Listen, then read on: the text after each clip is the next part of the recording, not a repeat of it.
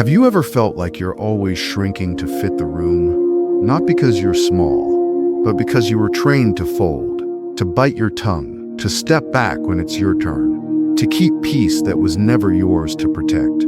Have you ever been praised for being calm, patient, composed, while inside something in you is screaming to be seen? We live in a world that mistakes endurance for virtue, that rewards silence not because it's wise, but because it's convenient for them, not for you. And at some point, you start asking questions. Why do I always have to be the bigger person? Why do I feel guilty when I say no? Why does kindness feel like a curse?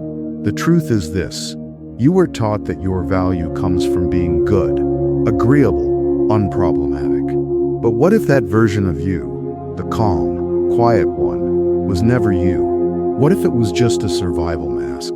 In this video, we're going to peel that mask off piece by piece. We're going to expose the lies behind performative peace. We're going to question the kind of silence that robs you of presence.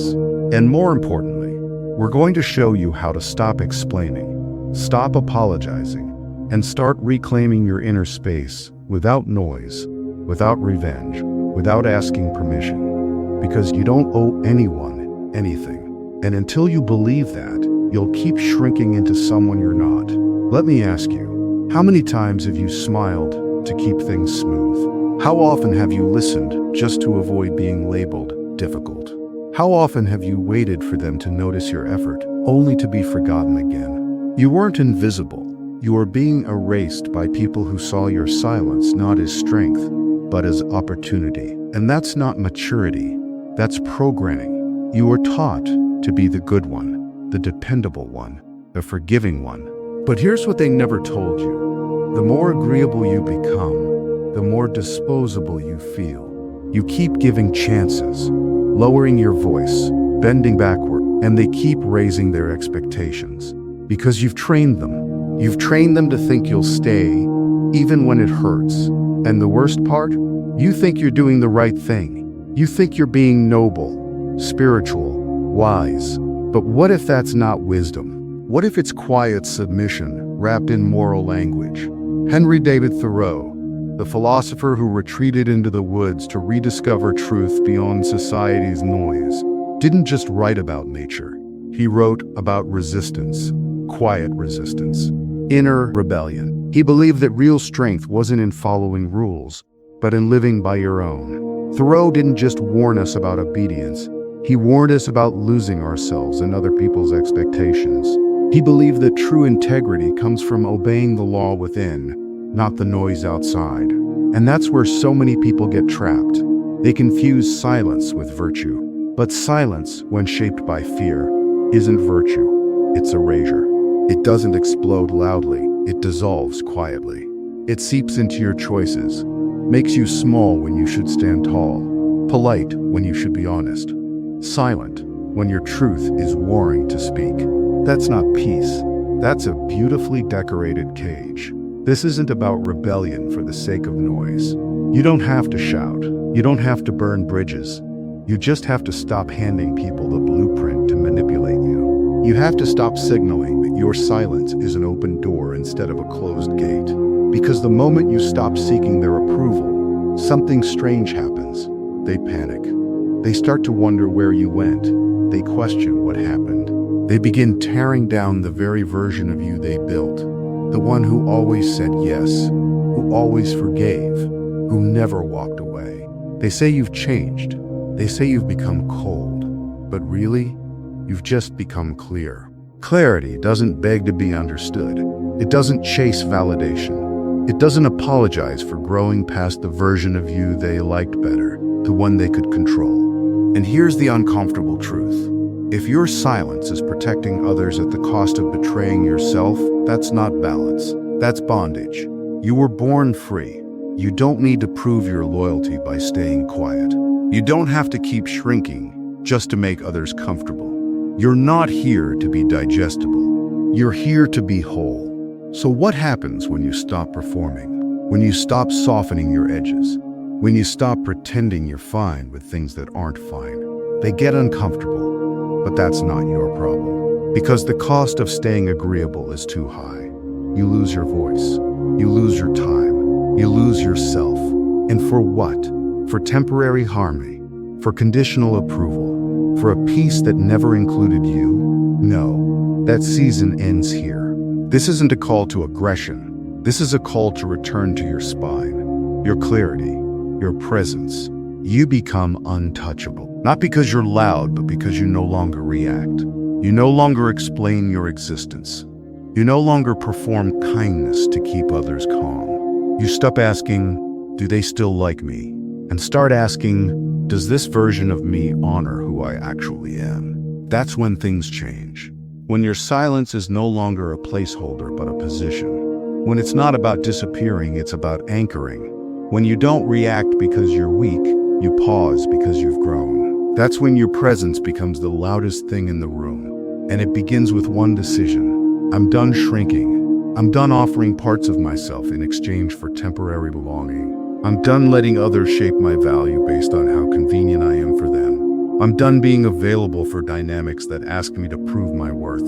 From this moment forward, my silence will be different. It will no longer be a muzzle. It will be a message, not to them but to me, because I no longer need permission to take up space. I no longer owe people comfort at the cost of my clarity. I no longer chase peace that costs me parts of myself. And if that makes me difficult, so be it. If that makes me someone they don't understand anymore, so be it. I'd rather be misunderstood for honoring my truth than loved for betraying it. And that right there is what this video is about. Not silence as retreat, but silence as presence. Not approval, but alignment. Not revenge, but freedom. And the journey begins here, with the one skill that rewrites everything. The power to control your silence. To no longer react when baited. To no longer rush to fix what was never yours to carry. To stop editing your truth just to stay accepted. In the next part, we'll show you how. Because silence, when mastered, isn't the absence of words. It's the presence of power. And once you taste that kind of clarity, you never go back. Now, let's step into the deeper battlefield. The space where silence stops being a refuge and becomes a deliberate act of war.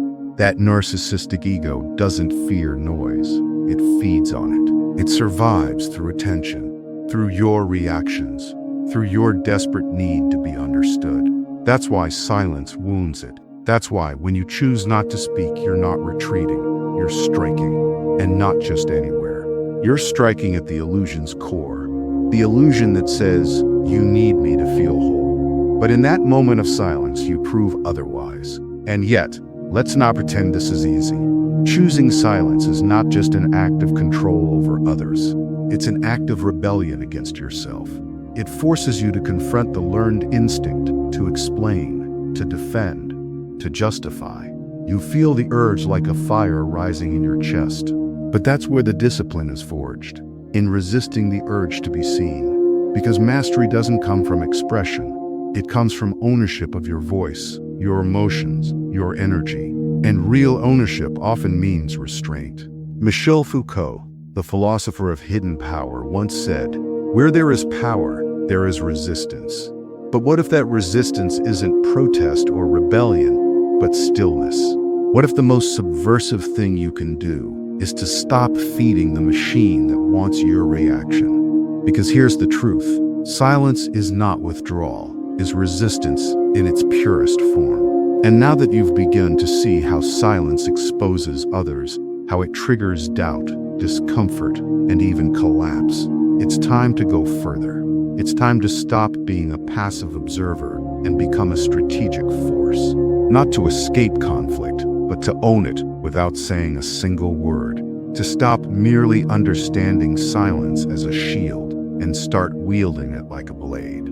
The first strike is simple but brutal. Stay silent when your soul begs to react. When you're accused, misunderstood, or baited, the old self wants to rise. But if you answer, you surrender. You validate their story. You step onto the stage they built for you.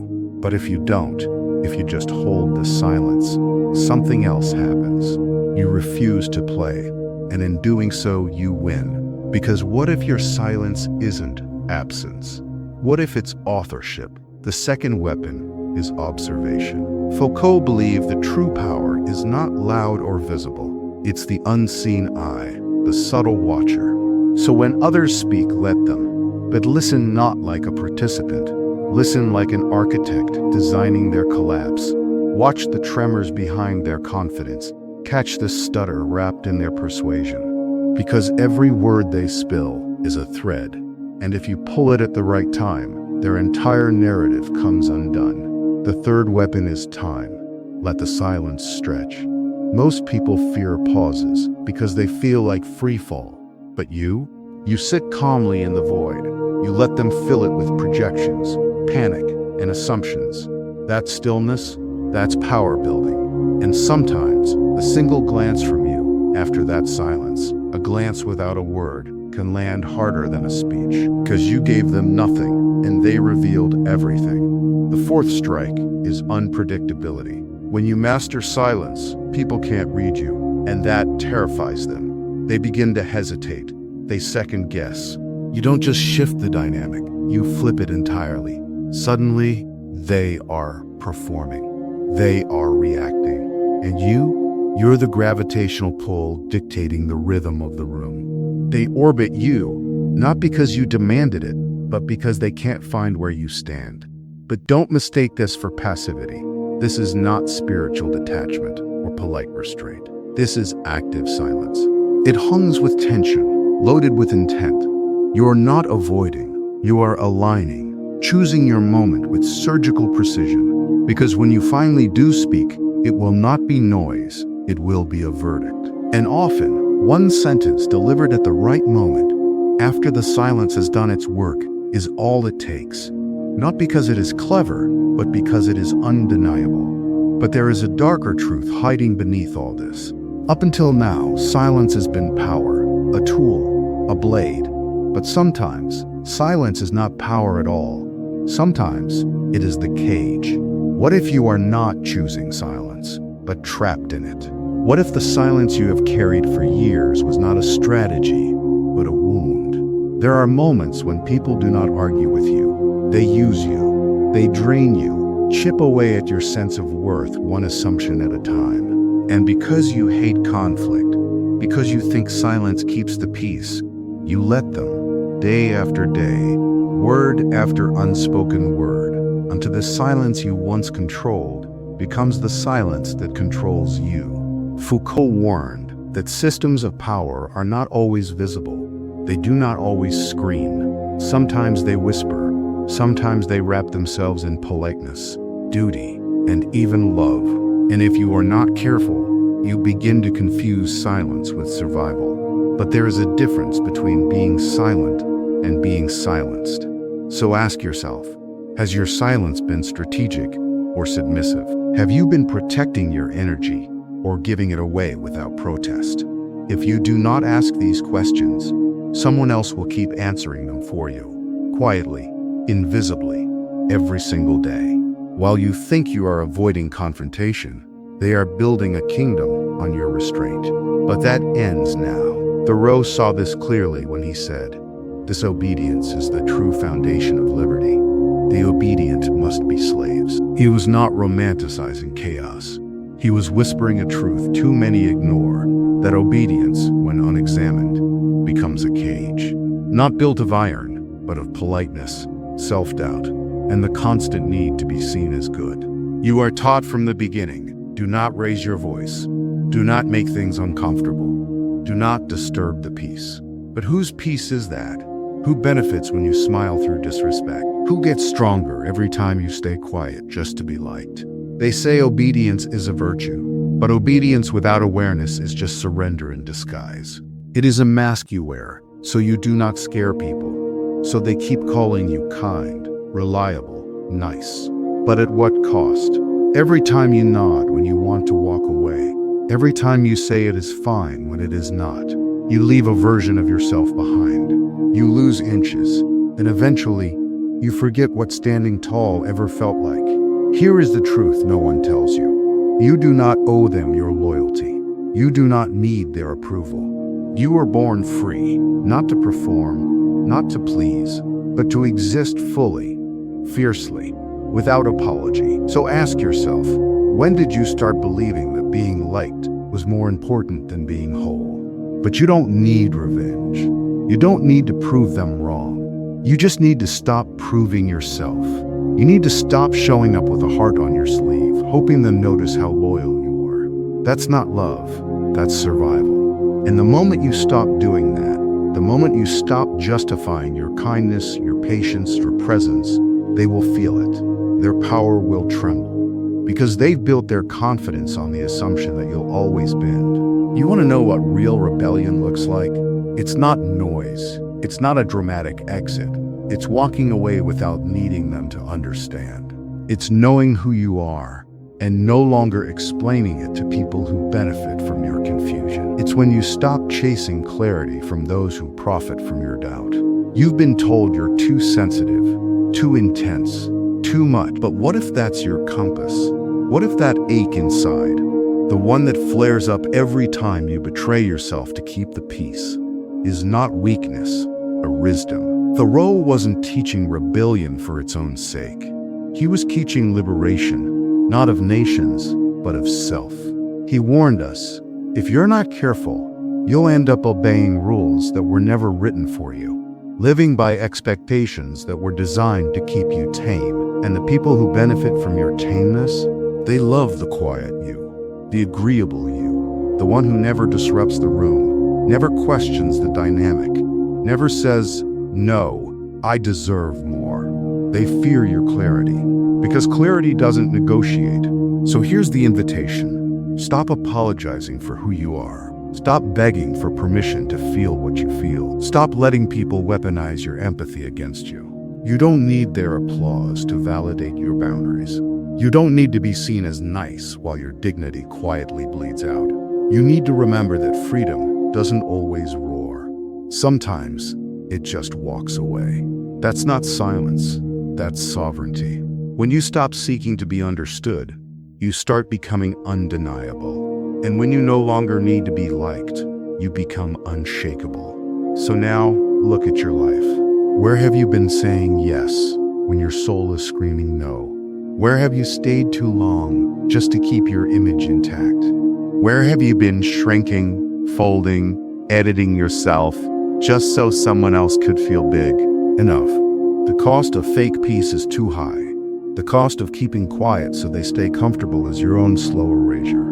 And that's not maturity, that's martyrdom. You were not born to be digestible. You were born to be real. So let them misunderstand you. Let them call you distant, cold, difficult, because people will always vilify what they can't control. You don't owe them softness while they hand you knives. You don't owe them endless explanations while they choose ignorance. And you certainly don't owe them access to your truth if they've proven they'll distort it. From this point forward, your presence is your boundary. Your stillness is not permission. Your clarity is your shield. You don't need to raise your voice. You just need to stop lowering your standards. And if something in this woke you up, even just a little, let that be the beginning.